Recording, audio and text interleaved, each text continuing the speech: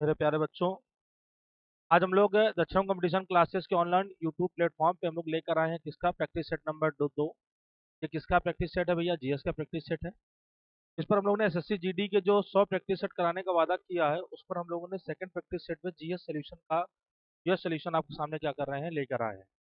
ऐसे बच्चे जो एसएससी जीडी की लगातार प्रैक्टिस कर रहे हैं और अपने यूट्यूब चैनल से जुड़े हुए हैं, आने वाले एग्जामिनेशन के लिए सभी लोग लगातार तैयारी अपनी कमर कस लें और बहुत तेजी से जो भी प्रैक्टिस सेट यहाँ सॉल्व कराए जा रहे हैं, प्रैक्टिस सेटों पर क्या करें भैया, फोकस करें।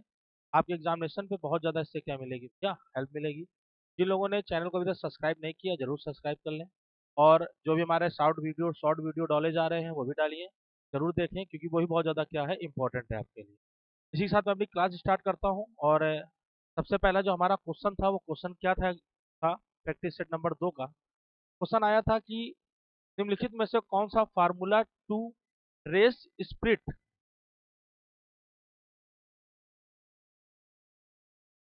फार्मूला टू रेट स्प्रिट जीतने वाली प्रथम भारतीय चालक बने। जो सबसे पहले रेट स्प्रिट जीतने वाले प्रथम भारतीय चालक बने, ये क्वेश्चन हमारे एग्जामिनेशन में पूछा गया, कई बार पूछा गया। इनका नाम था जोहान दारूवाला। क्या नाम था भैया? जेहान दारूवाला। तो बहुत अच्छा क्वेश्चन था, ये क्वेश्चन कई बार पूछा गया है कि जो स्प्रिट फार्मूला टू रेस हुई थी, sprint race formula formula two हुई थी, उसमें जो जीतने वाला प्रथम भारतीय चालक बना, उनका नाम बताइए। तो याद रखिएगा, इनका नाम जेहान दारू वाला था। क्या नाम था बेटा? जेहान दारू वाला। अगला क्वेश्चन देखते हैं क्या था। अगला क्वेश्चन हमारा था एग्जामिनेशन में, डांडिया। सबको पता होगा डांडिया लोक नृत्य कहाँ का है? तो डांडिया लोक नृत्य सबको पता है कहाँ का है भैया, गुजरात का है। कहाँ का है? गुजरात का है। तो डांडिया पूछे कहाँ का लोक नृत्य है, तो बताएंगे गुजरात का लोक नृत्य है। कहाँ का लोक नृत्य है भैया? कहाँ का लोक नृत्य है? गुजरात का लोक नृत्य है। तो बहुत, ये तो कॉमन क्वेश्चन है, सबको ऐसे दो चार क्वेश्चन आपको मिलते रहेंगे, हल्के क्वेश्चन, जिससे आपका मनोबल भी बढ़ता रहे, एग्जामिनेशन का कॉन्फिडेंस बढ़ता रहे। तो इनको ऐसे क्वेश्चन, जो छोटे छोटे क्वेश्चन आते हैं, इनमें कंफ्यूजन नहीं होना है, तुरंत टिक लगाना है। आंसर क्या होगा? गुजरात। क्या होगा इसका आंसर? गुजरात। अगला क्वेश्चन क्या था हमारा? अगला क्वेश्चन हमारा था, हाँ, अच्छा क्वेश्चन ये था कि महात्मा बुद्ध ने जो अपना पहला प्रवचन किस स्थान पर दिया था? इसका आंसर होगा सारनाथ। क्या स्थान होगा इसका नाम भैया? सारनाथ होगा। क्या होगा भैया? सारनाथ। सारनाथ। तो सबसे पहला जो उन्होंने प्रवचन दिया था, वो कहाँ दिया था? बताएंगे सारनाथ में दिया था। किस भाषा का उन्होंने प्रयोग किया था? तो भाषा बताएंगे पाली भाषा। कौन सी भाषा भैया? पाली। पता होगा बौद्ध धर्म की जो भाषा थी, वो भाषा कौन सी थी भैया? पाली थी। कौन सी भाषा थी? पाली। तो कोई पूछे सबसे पहला इन्होंने प्रवचन कहाँ दिया था, तो क्या नाम बताएंगे आप लोग? सारनाथ में दिया। कहाँ दिया था? सारनाथ। अगला क्वेश्चन देखते हैं।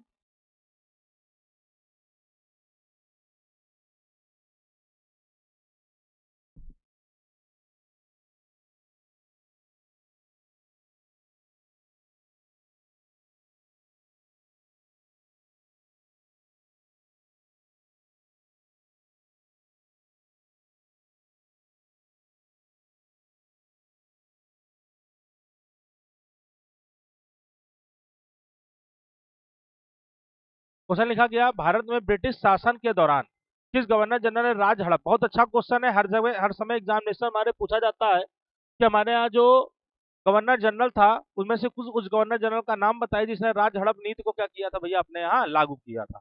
बहुत अच्छा क्वेश्चन है, इसका नाम याद रखेंगे, लॉर्ड डलहौजी। क्या नाम था भैया? लॉर्ड डलहौजी। क्या नाम था? लॉर्ड डलहौजी, ध्यान रखिएगा, ठीक ना। मैं आपको ये भी बताना चाहूंगा, इसने सबसे पहले जब राज हड़प नीति अपनाई थी, तो राज हड़प नीति कब अपनाई थी भैया, ध्यान रखिएगा।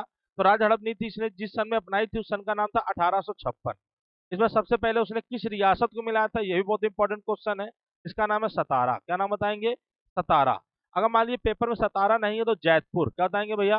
जैतपुर। जैतपुर नहीं है तो बताएंगे संबलपुर। क्या बताएंगे? संबलपुर। नहीं मिलेगा तो बताएंगे उदयपुर। क्या बताएंगे? उदयपुर। नहीं मिलेगा तो बताएंगे झांसी। क्या बताएंगे भैया? झांसी। तो याद रखिए, ये भी क्वेश्चन पूछा आता है कि बताइए राज हड़प नीति के तहत सबसे पहले किस रियासत को मिलाया गया, तो उस रियासत का नाम बताइए, बताएंगे सतारा। किसके द्वारा? लॉर्ड डलहौजी के द्वारा। किस सन में? सन 1856। ना मिले सतारा तो जैतपुर, ना मिले संबलपुर, ना मिले उदयपुर, तो बताएंगे अगला क्वेश्चन क्या बताएंगे? झांसी। क्या बताएंगे भैया? झांसी। अगला क्वेश्चन देखते हैं हम लोग। अच्छा क्वेश्चन ये भी था, हमारे पेपर में कुछ क्वेश्चन आता है, पूछा था बंगाल विभाजन 1905 के विरोध हुए, आंदोलन का नेतृत्व सबको पता होगा। जब 1905 का हमारे यहाँ जब विरोध हुआ था बंगाल विभाजन, तो ऐसी स्थिति में बंगाल विभाजन आंदोलन का नेतृत्व निम्नलिखित में से किसने किया था? इनका नाम याद रखेंगे, सुरेंद्र नाथ बनर्जी। किसने किया था भैया? सुरेंद्र नाथ बनर्जी द्वारा किया गया था।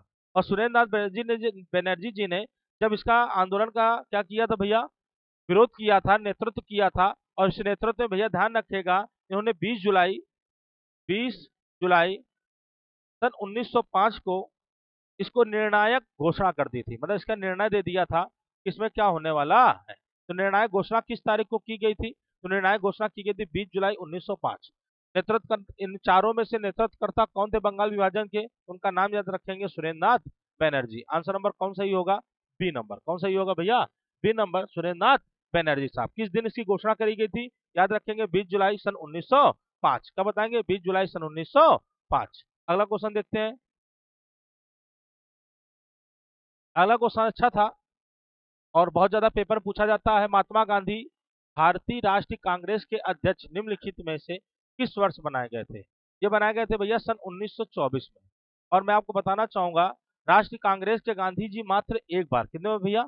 एक बार महासचिव क्या रहे हैं भैया? अध्यक्ष रहे। तो कोई पूछे गांधी जी हमारे यहाँ गांधी जी जो थे वो राष्ट्रीय कांग्रेस के कितने बार अध्यक्ष रहे थे? तो सिर्फ एक बार रहे थे। कितने बार रहे थे? सिर्फ एक बार रहे थे। और कब रहे थे? सन 1924 में रहे थे। कहाँ रहे थे भैया? सन 1924 में रहे थे, ध्यान रखिएगा, ठीक ना। अगला क्वेश्चन देखते हैं।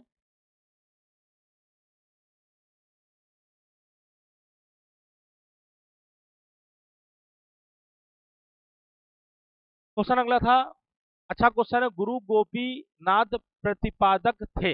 और गुरु गोपीनाथ साहब जो थे ये किसके प्रतिपादक थे? गुरु गोपीनाथ थे कथकली के प्रतिपादक। किसके थे भैया? कथकली के प्रतिपादक थे। तो अगर पूछे आप लोगों से कि गुरु गोपीनाथ किसके प्रतिपादक थे, तो बताना कथकली के प्रतिपादक थे। किसके थे भैया? कथकली के। तो याद रखिएगा, कथकली के गोपीनाथ किससे संबंधित है? किस नृत्य शैली से संबंधित है? बताना कथकली से संबंधित है। किस संबंधित है? कथकली से संबंधित है। अगला क्वेश्चन, स्वतंत्र भारत, हाँ बहुत अच्छा क्वेश्चन है, डाउटफुल क्वेश्चन रहता है। स्वतंत्र भारत के प्रथम भारतीय और अंतिम, क्या लिखा है? प्रथम भारतीय और अंतिम गवर्नर जनरल का नाम बताइए। जब भी ये क्वेश्चन आ जाए लगा क्या आएंगे? चक्रवर्ती राजगोपालाचारी। आंसर नंबर बी, क्या बताएंगे? चक्रवर्ती राजगोपालाचारी। क्या बताएंगे? राजगोपालाचारी, ठीक, गोपालाचारी। हाँ, यह क्वेश्चन आ जाए कि भारत का अंतिम गवर्नर जनरल, स्वतंत्र भारत का, यहाँ भारतीय शब्द लग गया ना, भारतीय नेक्स्ट क्या लिखा हो? अंतिम गवर्नर जनरल इनमें से कौन था?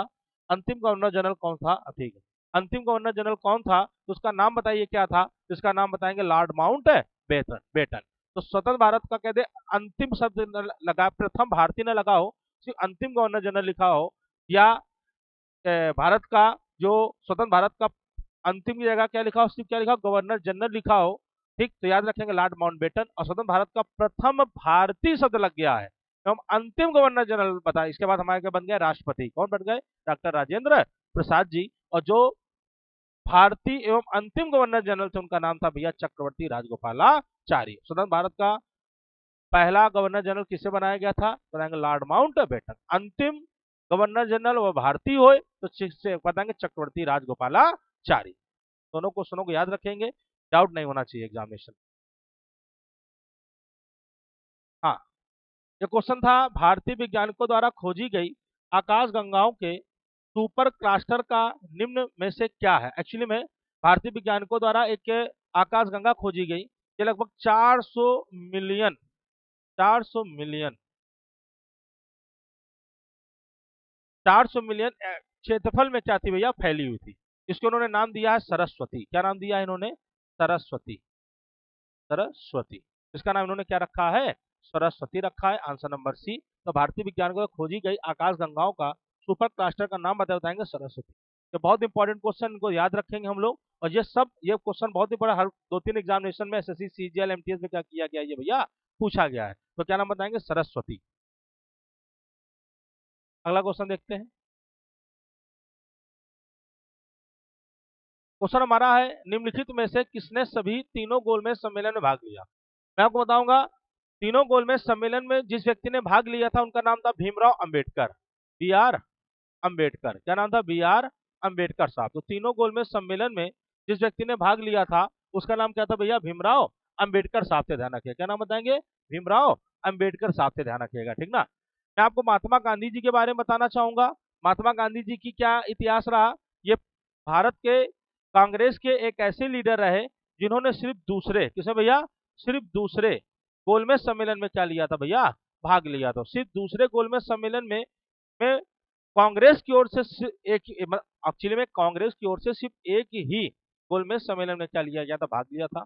और आपको पता होगा गांधी इरविन एक समझौता हुआ था। क्या हुआ था? गांधी इरविन एक समझौता हुआ था। इस गांधी इरविन समझौते में भैया ध्यान रखिएगा, गांधी जी ने एक्सेप्ट किया था कि हम दूसरे दूसरे गोलमेज सम्मेलन में क्या करेंगे भैया? जाएंगे। तो दूसरे गोलमेज सम्मेलन कांग्रेस की ओर से सिर्फ एक गोलमेज सम्मेलन में भाग लिया गया और उसका नेतृत्व कौन किसने किया था? महात्मा गांधी जी ने।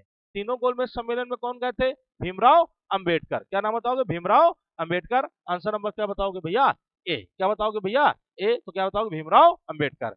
कांग्रेस की ओर से महात्मा गांधी गए। कांग्रेस ने किस गोलमेज सम्मेलन में भाग लिया? वो बताएंगे सिर्फ दूसरे गोलमेज सम्मेलन। किस भैया? दूसरे गोलमेज सम्मेलन। अगला क्वेश्चन।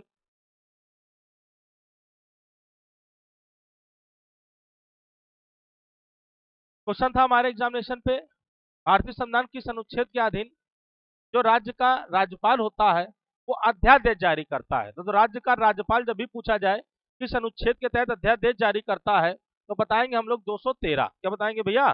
213 के तहत जारी करता है। ठीक। यहाँ पे एक अनुच्छेद लिखा गया 123, 123।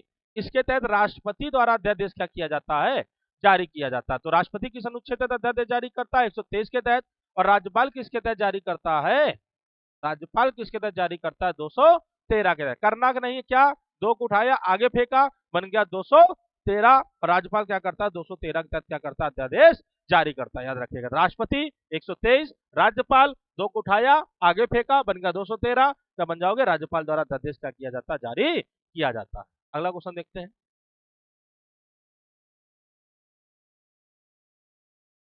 अच्छा क्वेश्चन था, भारत में राजनीतिक सुधारों के लिए, सबको पता होगा राजनीतिक सुधारों के लिए सबसे पहला श्रेयदाता सिर्फ एक ही व्यक्ति को है, उनका नाम क्या है? राजा राम मोहन राय। तो याद रखेंगे कि राजा राम मोहन राय जी को ही हम लोग क्या कहते हैं? भारत का प्रथम भारतीय नेता, जिन्होंने भैया ध्यान रखिएगा राजनीतिक सुधारों के लिए क्या किया जाता है? जाना जाता है। किसके लिए भैया? राजनीतिक सुधारों के। आप सुनोगे सत्यवती प्रथा का नाम सुना होगा आप लोगों ने। तो राजा राम मोहन राय द्वारा क्या लगाई गई? इस पर रोक लगाई गई। क्या लगाई गई भैया?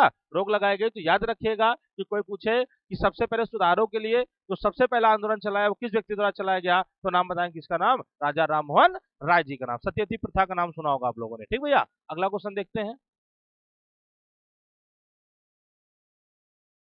क्वेश्चन हमारे सामने है, विद्युत चुंबक किसके किससे तैयार होता है? विद्युत चुंबक। याद रखिएगा, बहुत बचपन में हमको ध्यान होगा, पटरी में क्या कर देते थे? सिक्का रख देते थे। ट्रेन निकलती थी लगातार, अगर सिक्का उसी से रगड़ता रहता था तो क्या बन जाता था? मैग्नेट बन जाता था। क्या बन जाता था? मैग्नेट बन जाता था। मैं आपको बताना चाहूंगा, इंग्लैंड में सन 1825 में एक व्यक्ति हुआ करते थे और इन व्यक्ति का नाम क्या था जी? 1825 में व्यक्ति हुआ करते थे और ये कहाँ के थे? इंग्लैंड के थे। कहाँ के थे भैया? इंग्लैंड के। इनका नाम था विलियम स्टर्जन। क्या नाम था भैया? William sturgeon. और विलियम स्टर्जन द्वारा हमारे उन्होंने नरम लोहे के माध्यम से, किसके माध्यम से? नरम लोहे के माध्यम से किसकी किसकी खोज करी? विद्युत चुंबक की खोज करी। किसकी खोज करी? विद्युत चुंबक की खोज। तो कभी कभी विद्युत चुंबक किससे तैयार किया था? नरम लोहे से। सबसे पहले विद्युत चुंबक किसने तैयार किया? विलियम स्टर्जन ने। किस सन में तैयार किया? 1825 में। क्या बताएंगे? 1825 में। याद रखिएगा, बहुत अच्छा क्वेश्चन है। ठीक, अगले पन पे देखते हैं भैया। क्वेश्चन में कंफ्यूज नहीं होना है। लिखा है, निम्नलिखित किस बैंक के ने कृषकों के पास आसानी से पहुंचने के लिए किसान क्लब किसान क्लब खोलने वाला जो हमारे यहाँ का बैंक है उसका नाम है एसबीआई। क्या नाम है? SBI, state bank of India. क्या नाम है? State bank of India. आपने नाम सुना होगा नाबार्ड का, ना NABARD, NABARD, नाबार्ड संस्था का नाम सुना होगा। इस नाबार्ड संस्था के माध्यम से, नाबार्ड किससे संबंधित है? तो कृषकों को लाभ देने वाली एक प्रकार की संस्था है। इसने एसबीआई के साथ टाई अप किया और उसने उसके बाद क्या किया? कृषकों के लिए लाभ देने के लिए एक क्या खोला? किसान क्लब खोला। तो भैया ध्यान रखेगा, आंसर नंबर बी सही होगा। और क्या सही होगा? एसबीआई। तो कभी क्वेश्चन आ जाए किसान क्लब किसने बनाया है, तो किस बैंक ने, तो बताएंगे SBI, state bank of India. किसके माध्यम से, नैबार्ड के माध्यम, किसके माध्यम से, नैबार्ड। नैबार्ड किसको लाभ देती है, किसानों, किससे संबंधित है, कृषि से, किसानों को लाभ देती है, कृषि से संबंधित है। घाव का अध्ययन क्या कहलाता है, घाव का अध्ययन जल्दी बताइए, घाव का अध्ययन क्या कहलाता है, तो याद रखिएगा जब भी ये क्वेश्चन आ जाए कि बताइए घाव का अध्ययन क्या कहलाता है, तो हम लोग क्या बताएंगे, जल्दी बताइए भैया, घाव का अध्ययन क्या कहलाएगा। तो घाव का अध्ययन कहलाता है हमारे पास ट्रेम्टोलॉजी। क्या कहलाता है भैया, एक है कार्डियोलॉजी, एक होता है ऑन्कोलॉजी, एक होता है ट्रेम्टोलॉजी। क्या लिखा हुआ है, ये चार ऑप्शन लिखे गए हैं, क्या लिखे गए हैं, चार ऑप्शन लिखे गए हैं, ध्यान रखना, ठीक ना। तो इसका जो बेस्ट आंसर जो, देखिए सबसे पहले समझते हैं हम लोग भैया, तो मनुष्य की सुंदरता होती है वो किसके द्वारा, कॉर्लोलॉजी द्वारा, किसके द्वारा, कॉलोलॉजी द्वारा, ठीक। उसका लिखा ऑन्कोलॉजी, इससे होता है कैंसर, मतलब बी नंबर पर किससे होगा, कैंसर से संबंधित है। और ड्रेम्टोलॉजी जो डी नंबर है, ये चर्म रोग से संबंधित है, किस संबंधित है, चर्म रोग से संबंधित है। तो कॉलोलॉजी किससे संबंधित है, तो बताया मैंने मनुष्य की सुंदरता से, मनुष्य की सुंदरता से बताओगे, ध्यान रखिएगा। ऑन्कोलॉजी के संबंधित है कैंसर से, और डेम्ट्रोलॉजी के संबंधित चर्म रोग से। बचा क्या अपने पास, ट्रेम्ट्रोलॉजी, क्या बचा, ट्रेम्ट्रोलॉजी। तो घाव संबंधित कौन हो जाएगा, ट्रेम्ट्रोलॉजी। आंसर नंबर कौन सही हो जाएगा, सी। कौन सही हो जाएगा, सी, ट्रेमेटोलॉजी। क्या बताओगे, ट्रेम्टोलॉजी, ठीक। ऑन्कोलॉजी कैंसर, डेम्ट्रोलॉजी चर्म रोग, और कॉलोलॉजी आपके मनुष्य की सुंदरता। हाँ, भारत सरकार इस सिक्के जारी करने के लिए निम्नलिखित में से कौन अधिकृत है। मैं आपको बताना चाहूंगा 2011 2011 का क्या हुआ, 2011 एक अधिनियम बना, और 2011 के अधिनियम के तहत जो सिक्के की ढलाई है, क्या हुआ है, सिक्के की ढलाई है, इस सिक्के की ढलाई करने का अधिकार किसको दे दिया गया, भारत सरकार को दे दिया गया। और भारत सरकार को अगर ढलाई का अधिकार दे दिया गया तो वो किसके अधीन काम करेगा, वो अधीन करेगा वित्त मंत्रालय। किसके अधीन काम करेगा, वित्त मंत्रालय, ठीक। यहीं से क्वेश्चन आता है, 1 रुपए के सिक्के, 1 रुपए के नोट पर किसका साइन होता है, तो याद रखिएगा वित्त सचिव का साइन होता है। किसका होता है, वित्त सचिव। तो दोनों क्वेश्चन याद रखेगा। सिक्के की ढलाई का अधिकार किसके पास, भारत सरकार, वित्त मंत्रालय। किस अधिनियम के, 2011 अधिनियम के तहत 1 रुपए के नोट पर किसके साइन होते हैं, वित्त सचिव के साइन होते हैं। किसके होते हैं, वित्त सचिव के साइन होते हैं। अगला क्वेश्चन देखते हैं, या फटाफट सब लोग इसको क्या करेंगे, क्वेश्चन जरूर जरूर तैयार करेंगे। पराध्वनिक गति का मापन निम्न में से किस इकाई द्वारा होता है, ध्यान रखिएगा। हर्ट्ज होता है ध्वनि का मात्रक, किसका मात्रक होता है, ध्वनि का मात्रक हर्ट्ज होता है, ध्यान रखिएगा। एक जगह लिखा गया है रिएक्टर, एक जगह लिखा है नॉट, दूरी, मैक। और ये पराध्वनिक किससे संबंधित होगा, मैक से संबंधित होगा। तो पराध्वनिक किससे संबंधित है, तो बताएंगे मैक। किससे संबंधित है, तो पराध्वनिक मापन के लिए किसका प्रयोग करेंगे, मैक का प्रयोग करेंगे। रिएक्टर स्केल सब लोग जानते ही होंगे, ध्यान रखिएगा, जब भूकंप आता है। नॉट समुद्री दूरी, और हर्ट्ज किसके लिए, सिर्फ ध्वनि के लिए। सिर्फ ध्वनि पूछा जाए तो हर्ट्ज, पराध्वनिक पूछा जाए तो मैक।